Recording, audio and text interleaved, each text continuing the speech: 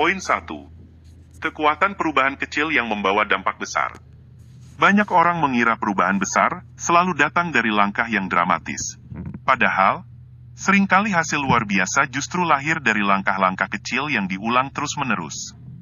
Perubahan 1% mungkin terasa sepele hari ini, tapi ketika dilakukan setiap hari, efeknya bisa menjadi sangat besar.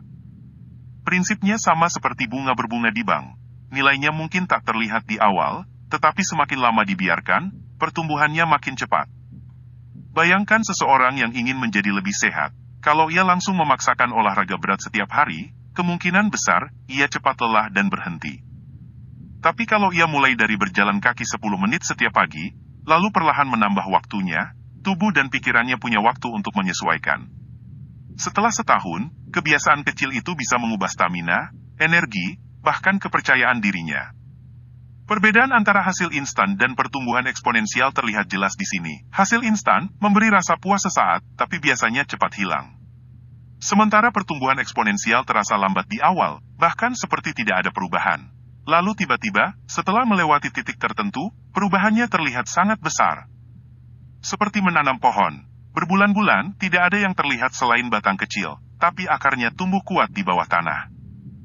Begitu pohon itu mulai tumbuh tinggi, kekuatannya berasal dari fondasi yang sudah terbentuk lama sebelumnya. James Clear memberi contoh sederhana, kalau kita meningkatkan diri 1% setiap hari selama setahun, hasil akhirnya bukan 365% lebih baik, tapi lebih dari 37 kali lipat dari kondisi awal. Sebaliknya, kalau kita memburuk 1% setiap hari, hasilnya akan turun mendekati 0. Angka ini menunjukkan bahwa arah yang kita ambil jauh lebih penting daripada kecepatan kita. Perubahan kecil juga membantu kita menghindari rasa tertekan. Kita tidak perlu menunggu motivasi besar untuk bertindak. Langkah sederhana seperti menulis satu kalimat setiap hari untuk mulai menulis buku, atau merapikan satu sudut meja untuk mulai merapikan rumah, jauh lebih mudah dijalani. Lama-kelamaan, langkah-langkah kecil itu saling terhubung dan membentuk pola yang lebih besar. Kuncinya adalah konsistensi. Perubahan kecil yang dilakukan secara acak tidak akan membawa hasil yang sama dengan perubahan kecil yang dilakukan setiap hari. Konsistensi memberi waktu bagi kebiasaan untuk tertanam dan memberi kesempatan bagi efek domino untuk bekerja. Pada akhirnya, perubahan besar yang kita dambakan bukanlah hasil dari satu keputusan besar, tapi dari ribuan keputusan kecil yang kita buat tanpa terasa setiap hari. Poin-poin. Identitas lebih penting dari sekadar tujuan. Banyak orang memulai perubahan dengan menentukan tujuan. Mereka bilang ingin menurunkan 10 kg, menulis buku dalam setahun, atau menabung sejumlah uang tertentu. Masalahnya, tujuan hanya menggambarkan hasil akhir, bukan siapa kita di prosesnya. Kalau hanya berpatokan pada tujuan, begitu tujuan tercapai, seringkali motivasi menghilang. Identitas bekerja dengan cara yang berbeda. Saat kita mengubah cara pandang tentang siapa diri kita, kebiasaan baru akan terasa lebih alami. Misalnya, daripada berkata, saya ingin berlari 5 km, katakan pada diri sendiri, saya adalah seorang pelari. Saat identitas itu mulai melekat, tindakan seperti bangun pagi untuk berlari bukan lagi sebuah kewajiban, tapi bagian dari siapa kita.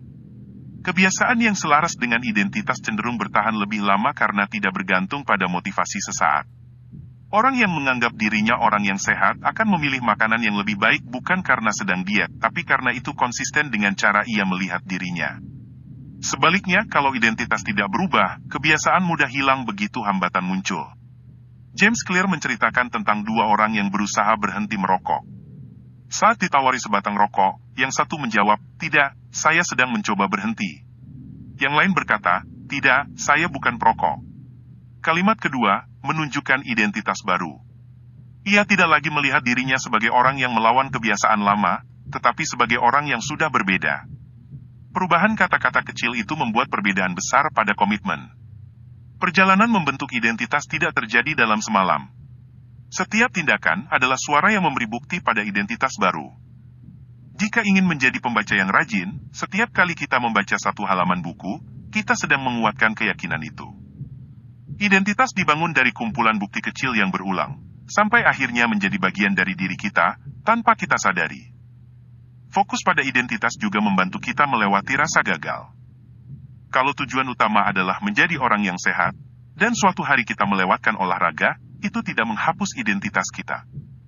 Kita tetap bisa kembali besok, karena yang kita kejar bukan hasil sekali waktu, tapi konsistensi menjadi orang yang sesuai dengan nilai-nilai kita. Saat kebiasaan lahir dari identitas, kita tidak lagi memaksakan diri untuk berubah, kita hanya menjalani hidup sesuai dengan versi terbaik dari diri kita.